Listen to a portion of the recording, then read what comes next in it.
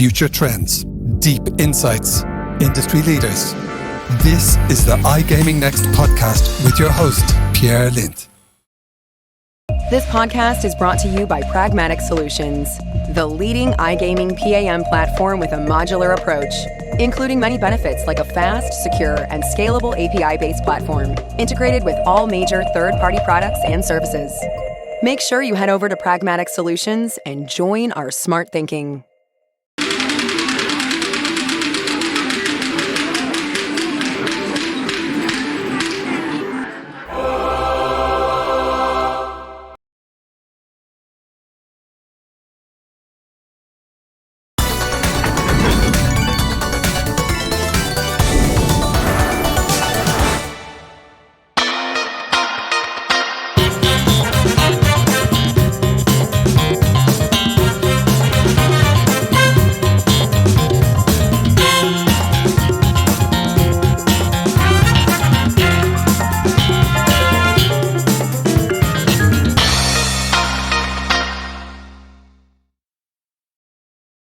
And good morning, good afternoon, Sam, Rory. Nice to have you guys here. How are you guys doing today? Sam, how are you?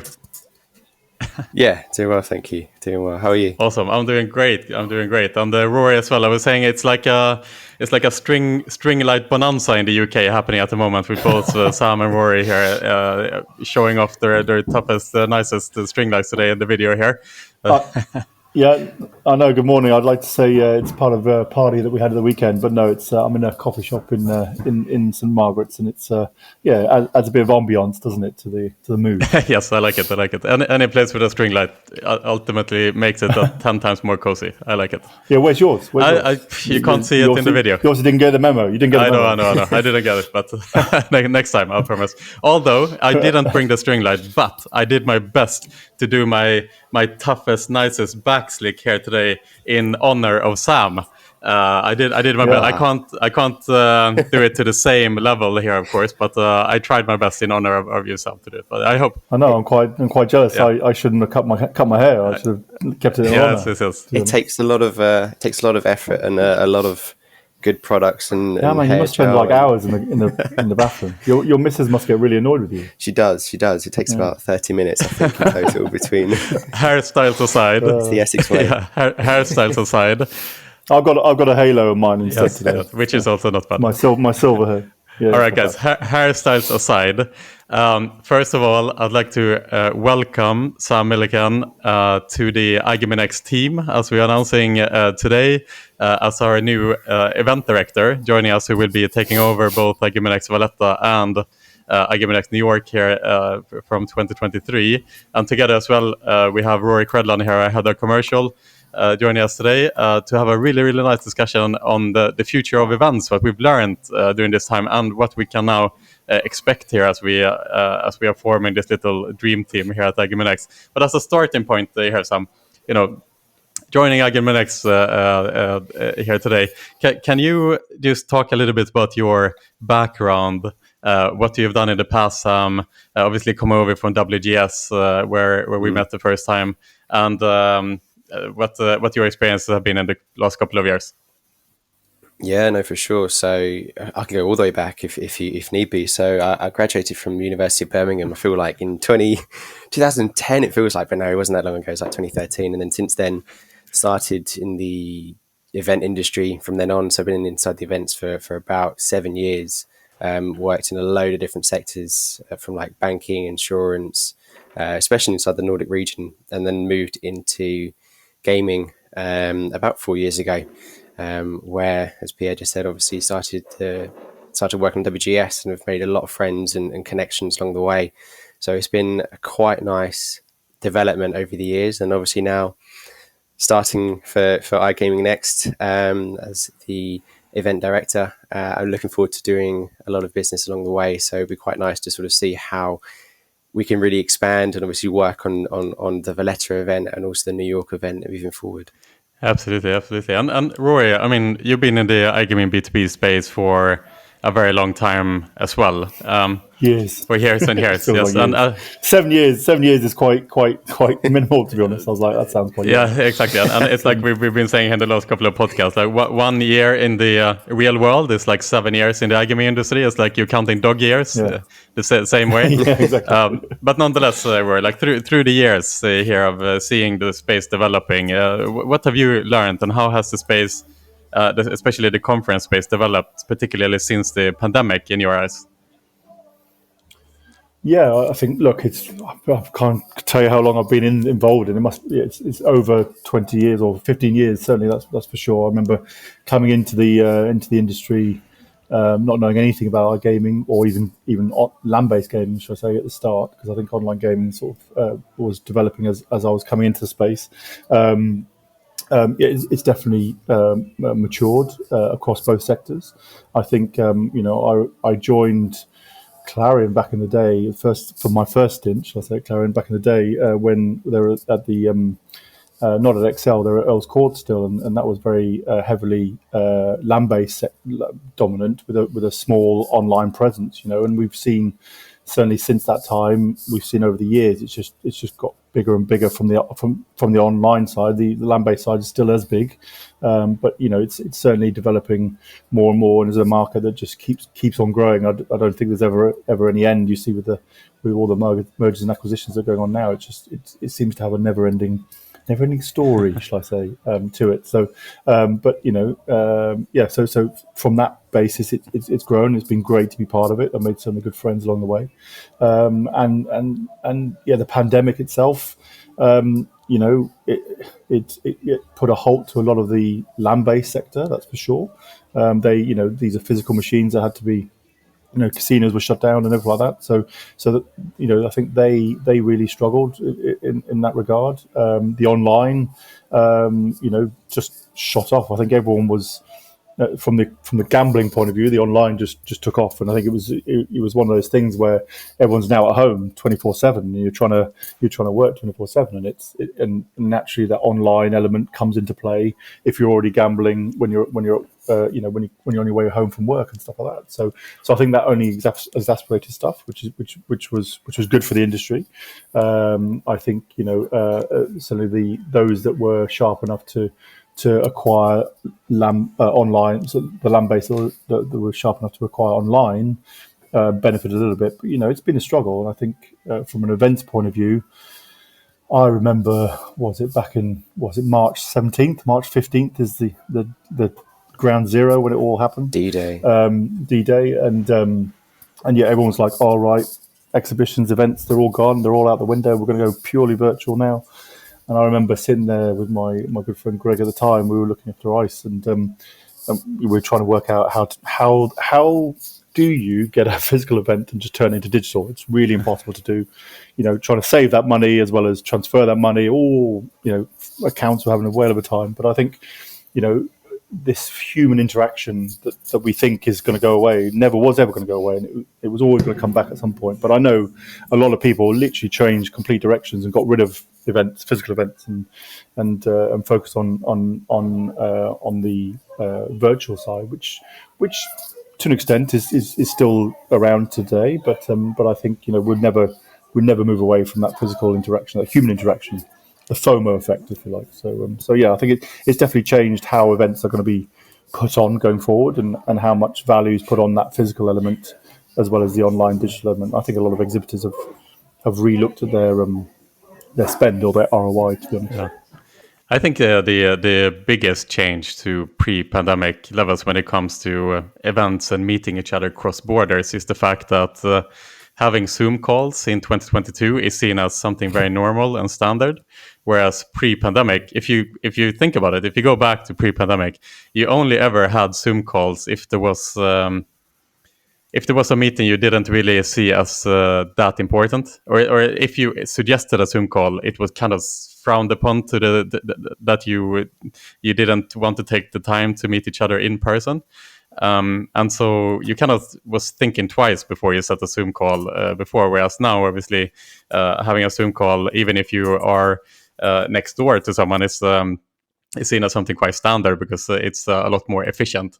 And so the way that affects, I think, the conference space is that the proposition to put on a conference has to be a lot more targeted, because you can have the meetings with the people you want to meet digitally and get the same amount of value out of them. So if you want to put on a conference, it has to have a quite strong purpose, in my opinion, and it has to have that mix between good content, high-level networking where you can get to know new people, and also good hospitality programs. You're actually excited to go to the event as well.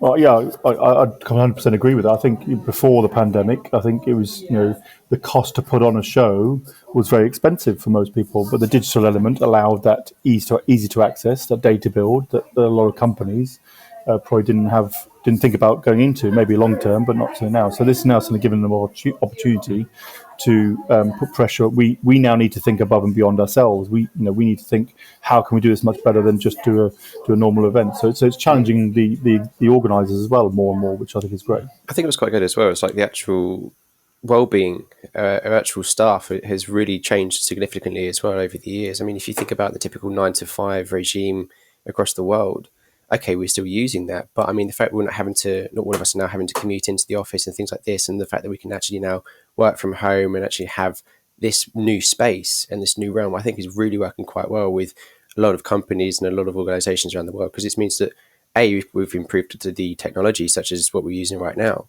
but B, it means that we can now evolve moving forward using, your opportunities with podcasts, with the likes of YouTube and things like this. But also when it comes down to the physical side of things as well, it's like meeting in person. We're all about this nowadays in terms of events. But when it goes the other way and we flick into the side of things of podcasts, I'm loving the fact that there's now more and more content that's out there compared to what there was before.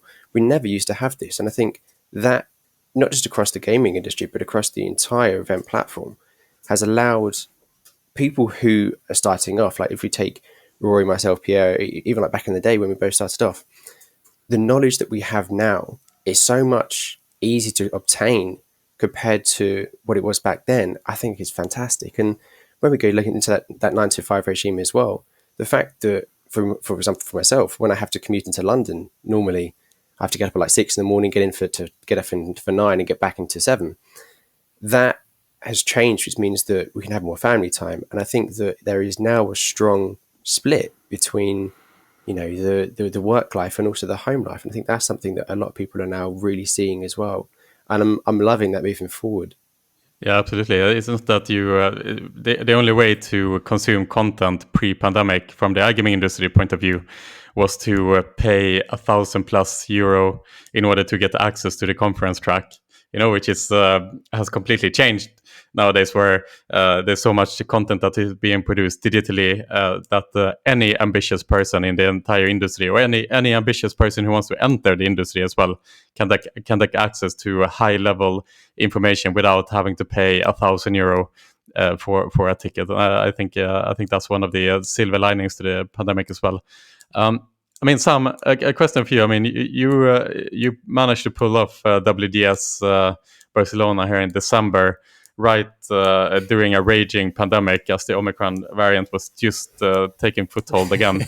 I mean, as an organizer, can you explain a little bit the process that you had to go through in order to pull that event off, and how did it all come together in the end? Because it was it must have been an insane challenge to put that event together.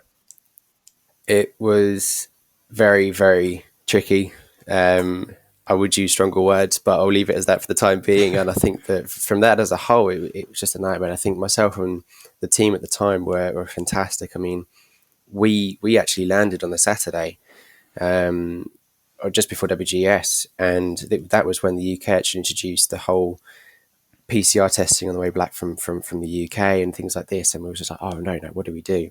And I think it was me and my operations manager who was awake until God knows what time in the morning trying to sort out PCR testing on the way back. And it was just, I think the main thing as well for GES, but also in terms of us and in terms of events, is that we have to be hands-on. We have to be thinking outside the box all the time. There is nothing that is ever straightforward. There's nothing that's ever really easy.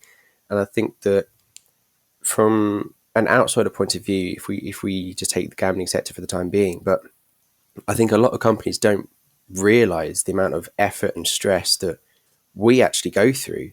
From, if we take Rory from back at Clary, and obviously Pierre from Next, and obviously myself from when we was at GES, this all stresses, we've all had it, and we've all had so much that we've gone through.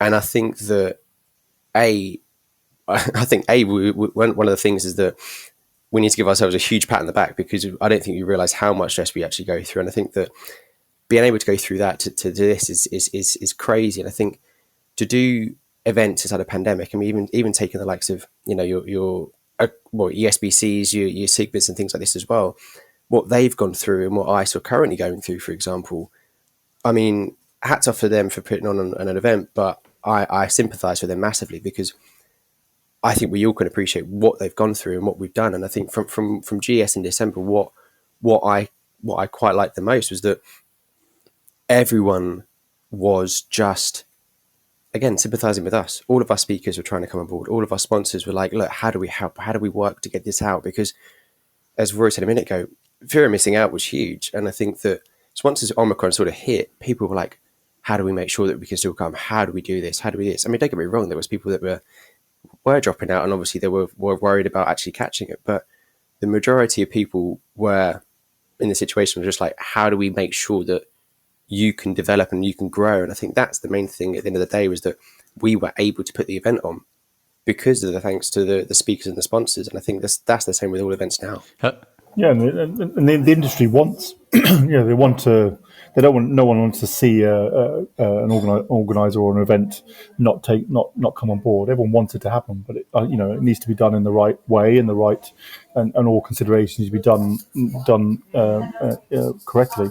And I think as long as you're talking to the industry and talking to your customers, and trying to do the best you can, I think that's what it is. I mean, I personally love a challenge, but maybe not a COVID challenge, but certainly a challenge for events. I think events are always changing left, right, and centre. So it's good to try and test your skills and come together and challenge that going forward. So yeah, it was you feel for everyone who's in this space. Our competitors as well. But I think it's constant headache. I think as well it was like between now and then, I mean, I've definitely aged over the last 2 years. I feel like, I mean, I can now actually start to grow a beard, which was something I couldn't do beforehand. Yeah, you wait till the beard goes white, mate. That's when Sam is actually Sam is actually 14. End up like Santa Claus. Sam is actually 14 years of age, but he looks 25 now. So.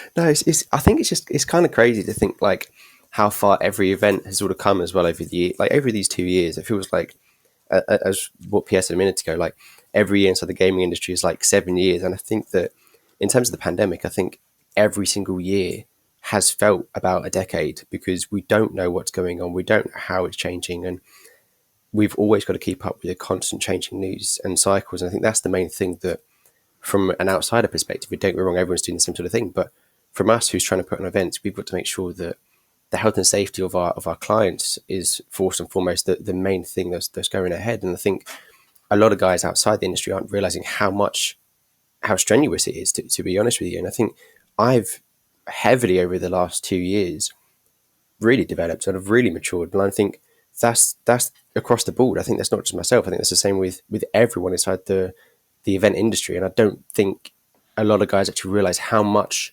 just emphasizing the point again, how much stress we were really under to ensure that every single company were in the right place, we're still working with us, we're not losing clients. Because before COVID, we was all heavily progressing in such a really good direction that all events were doing significantly well. And I think now, like during COVID, we all had this significant drop off. From a GES perspective anyway, like we had a significant drop off in terms of clientele and things like this. But then once COVID was sort of coming out of the blue and we sort of see like that sort of light at the end of the tunnel, every single event started to really like pick up. And I think now like there is so much growth inside of every single industry, but especially inside of gaming, that we're just seeing so much potential moving forward that it's endless. And I think that's something that I'm looking forward to in 2023. I think Pierre can testament to the cliff moment that he had at iGaming Next. I think, which I'm sure he can touch on in a sec. But yeah, sometimes maybe this industry needed a reset. An opportunity to go actually sit back and go, maybe we're doing this too much, maybe we're doing that too much, maybe we're being too asking too much of our customers.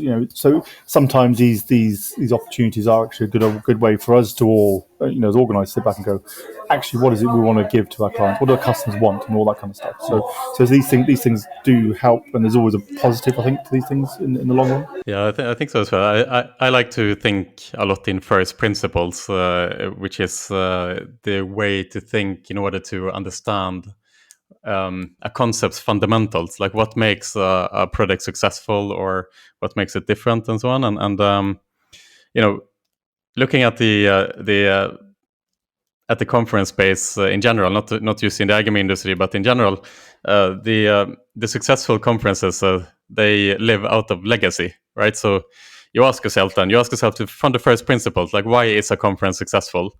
And generally, the successful conference are the ones with the most legacy, because they get solidified through the years, and the expectations and the trust that comes with that, and so on.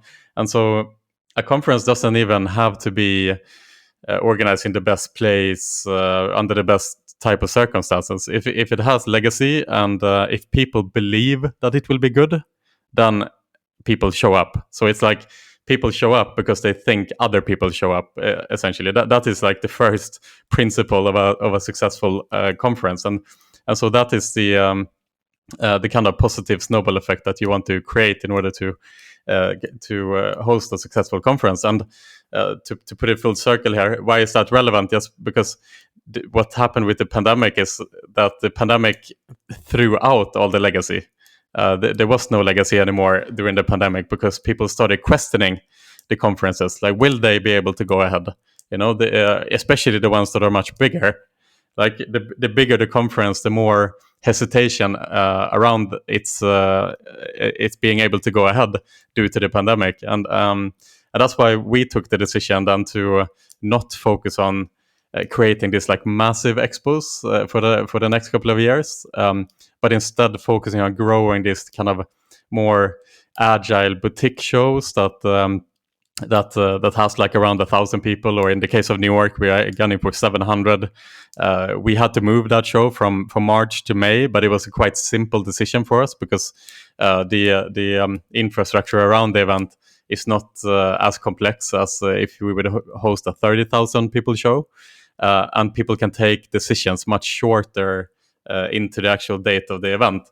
So it makes the event much more agile, and it makes the conference much more easy to let it take the turns that it needs to take as we are navigating this pandemic. But I'd like to kind of slide over to that question as well a little bit. Like, how do you think we have seen any like permanent changes to the way we organize conferences and media, or do you think that we have seen like?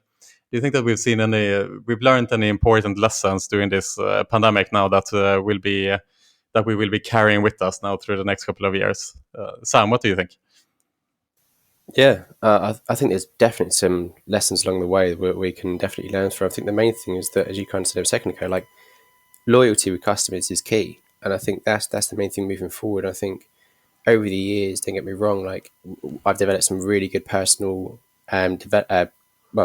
loyalty programs with clients. I think nowadays it's loyalty, but loyalty from our side as well. So it's having to be honest and transparent, as clear as we can with customers, because without that, we're not going to see that sort of same level of growth. I think that to me is the main thing that we've sort of learned over the years, because without that, you don't get the right level of two-way communication. And especially in today's day and age where technology is so improving, that's something that we can do just so quickly. And I think the other thing that we've sort of learned is that anyone's accessible at any time. And I think that's the other thing that we need to sort of like bear in mind as well, is that with the use of technology, we can see what we can do, how we can move forward. And I'd like to see sort of how Rory sort of explains it from a Clarion point of view, how we sort of developed as well. Yeah, no. Look, I think it definitely has changed how we put events on. I think the sort of that buzzword a year and a half ago, the hybrid element. I think we'll always have that digital side. I think that digital side is going to play more part of the events going forward. I think it was. I remember back in the day when EIG, we were trying to do. Beam someone in from even just from a country next door in Holland or something like that, and it was like, oh well, we've got to do this video content. How are we going to stream them in? Now it's going to be second nature, and everyone sort of accepts that. So I think there's definitely a lot of understanding that actually if someone can't make it, that's fine.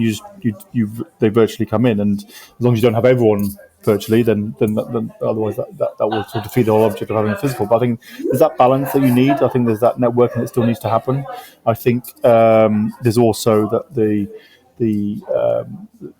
like you said, Sam, it's focusing on that community element, that customer element, that understanding what your customers want, and like I say, being honest. We pride ourselves, certainly at iGaming Next, to be honest. We try our very best to put something on or to do something as much as we can, but sometimes venues can't accommodate or these things can't happen. So, as long as you're gone through the motions and tried your best to do it, I think the industry will back you on that. And I think it's definitely something that we try and spearhead this from an iGaming Next point of view. And I think it's all that the industry wants, just to be honest, and trying to show that you've done the best, I think. Jumping over, I mean, sorry, I've got a coffee morning. Yeah, that's right. In the background, so my apologies. That's right. It's a nice morning coffee here together this morning with an audience, let's say. So I'm really curious as well. I mean, jumping over to the biggest conference of our industry, ICE, which is fighting a perception war at the moment, where major exhibitors are pulling out from the show, and that perception-wise is giving off the feeling that the show is seemingly failing. But at the same time, we have other exhibitors that are taking its place, and it doesn't necessarily reach the press the same way that the major exhibitors pulling out from. So Clarion is currently fighting this perception war, where they are really aware that this snowball effect might happen, where because one exhibitor pulls out and the next one pulls out and then two other pulls out and then 4, 8, 16 and so on. And I'd be really interesting to know, Rory, like from your perspective, you obviously have your background at Clarion. How do you see ICE taking place in April? Like, what's your perception of the events so far? And can you also comment, like, it must be really difficult to be in this spot that Clarion is right now, kind of fighting fires in order to maintain the integrity of the event and ensure that the event becomes successful. It'd be really interesting to just hear your 2 cents on this question. Yeah. No, I think, look, it's I feel for the guys there. I think it's always very difficult when you're trying to fight something like this, which is essentially out of your hands into some extent, because you've had to make a decision, and that decision probably wasn't easy. I imagine. I think they only given a certain number of dates. Those dates, I know Clarion would have chosen the best date possible for their customers. So you could leave it till the end of the year, but then you start impacting 2023 shows. So at some point you do the best. And I know they would have done the research behind the scenes to speak to their customers. You've got to remember they have 500 exhibitors, so we have been hearing all the negative side of it that's been going out. So I don't know how many it is now, but there's certainly over 10 exhibitors now been pulling out, and certainly some large ones and some legacy ones that say that are there. But that's not to say that there's still like the 400 exhibitors that are still going to take part in it. So that's that is I think we'd all bite our hands off if we were given a 400 exhibitor show tomorrow with half the size of Excel. I know I would, because it generates, it's a good event in organisation terms, But I think they do need to manage that risk, and they are doing a very good job at it. I think it just is that you've got to brace it for the 4 weeks that's going to happen, and then it will eventually come round. And yes, it's not the best time of year, it's not the best choice of dates, but they could only do what they were given. And you've got to remember, Excel would have had to move about 6 or 7 other shows to accommodate ice. Ice is not just a 3-day event; it's actually a 10-day setup or something along those lines. It's over a week certainly. So there's all that to consider. And these are the things, like Sam was saying before, you don't realise. You just turn up at a show, you go there for 3 days, and then you go back home. It takes a lot of organising to put all that together. They are rigging for ice in January. I think 2 months prior to the show. When it normally takes place in February. So they're already setting up the rigging for the show. So that just goes to show how far back they are thinking of it. So yes, I feel for them, but as long as they're talking to the customers, as long as they're understanding their customers, these things happen, and you just got to react to it the best you can. It's unfortunate that the Omicron just happened to hit.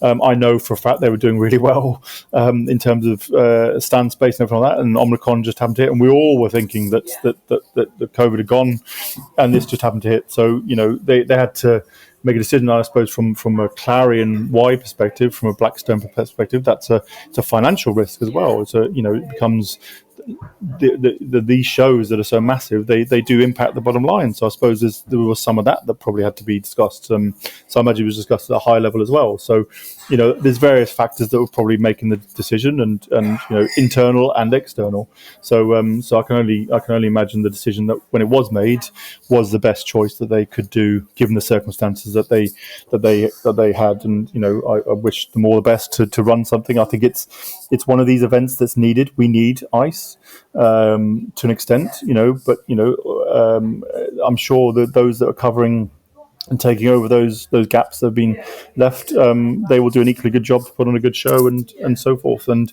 I think they've got to embrace who's there and welcome those people that are there, because at the end of the day, people will still keep coming back. But we. Are large exhibitions needed? Don't know. Is a question. That's we need to look into that.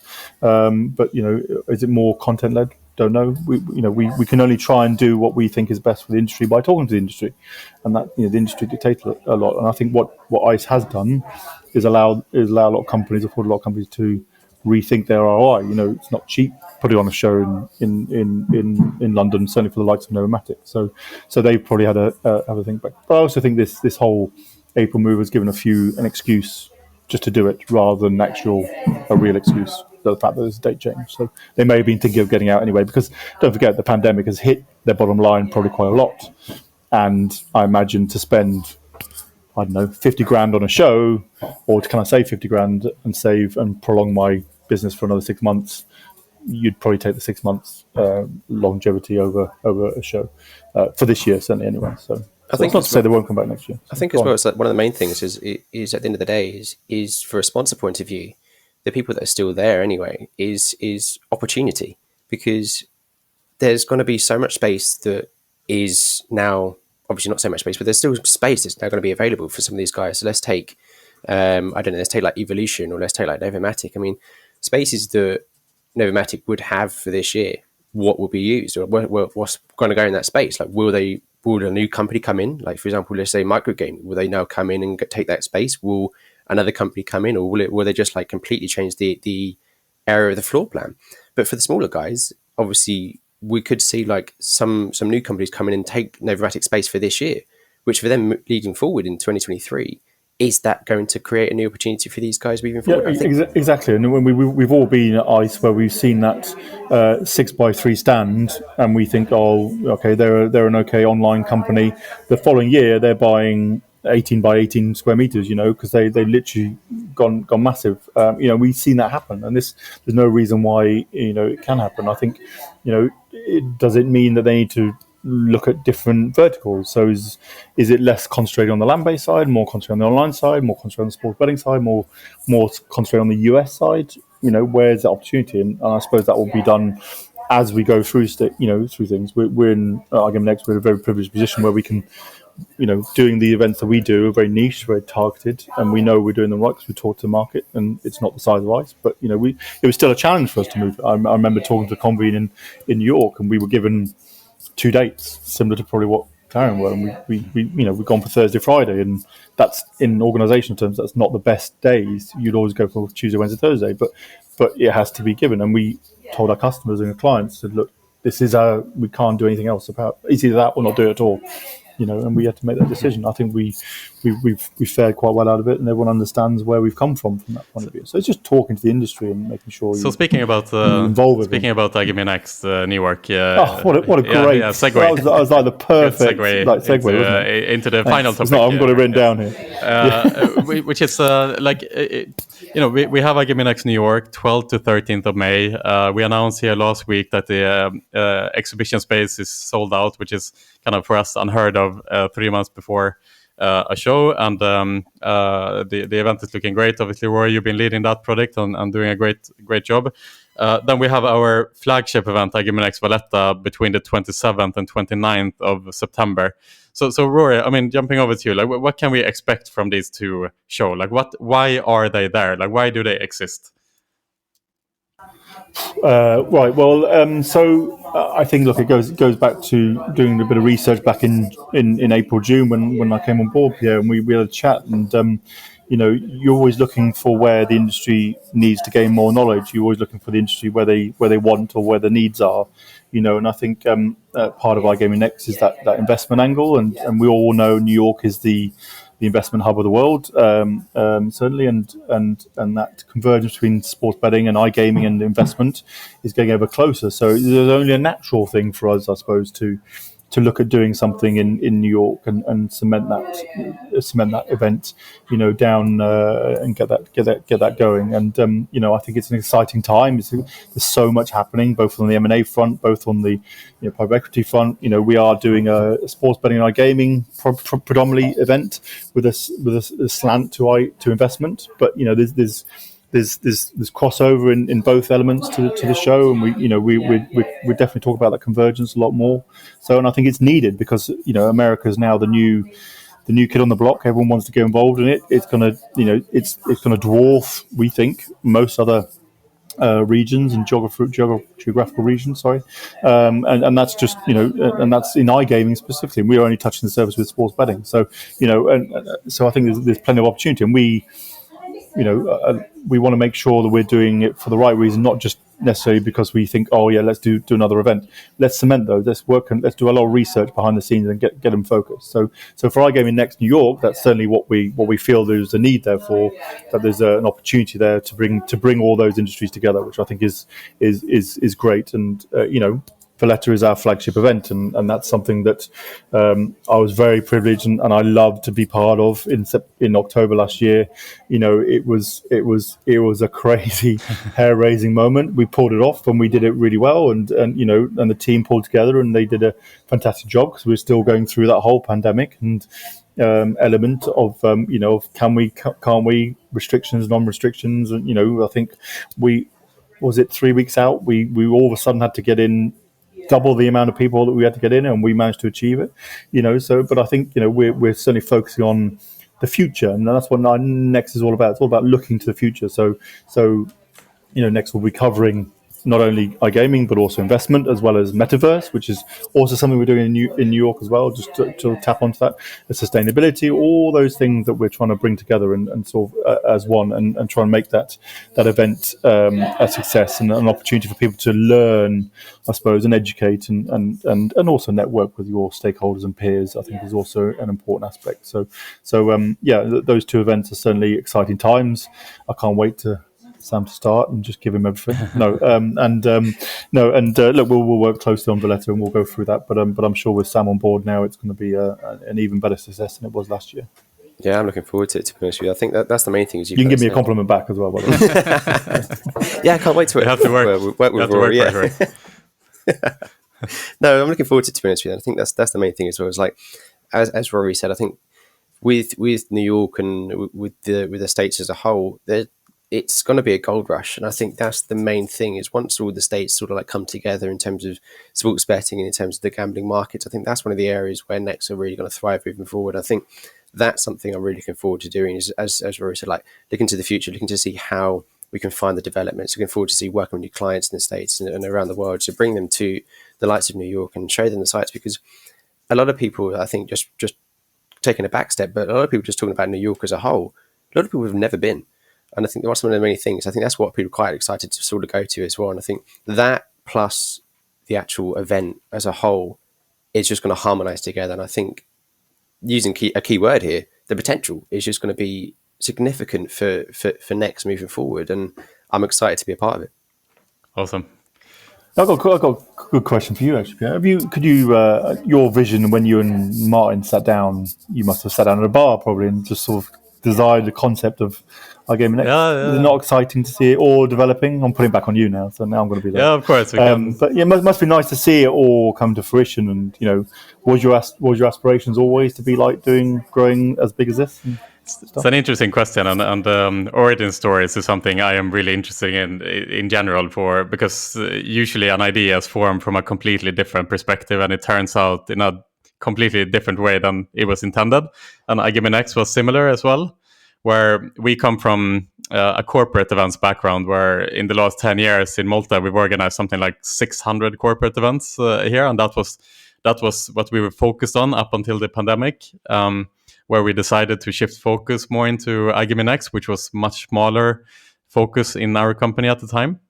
And I remember the moment we came up with the idea, actually, because we had been in cooperation with the government of Malta discussing, wouldn't it be really cool, like twice a year, to organize a bigger conference with a really big keynote in Malta?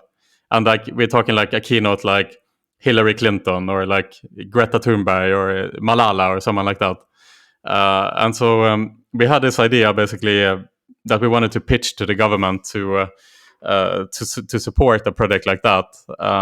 Twice a year we'll put on a conference, and we'll bring a world leader more or less to Malta, because it's great for the perception of the island that we can get like big thought leaders here.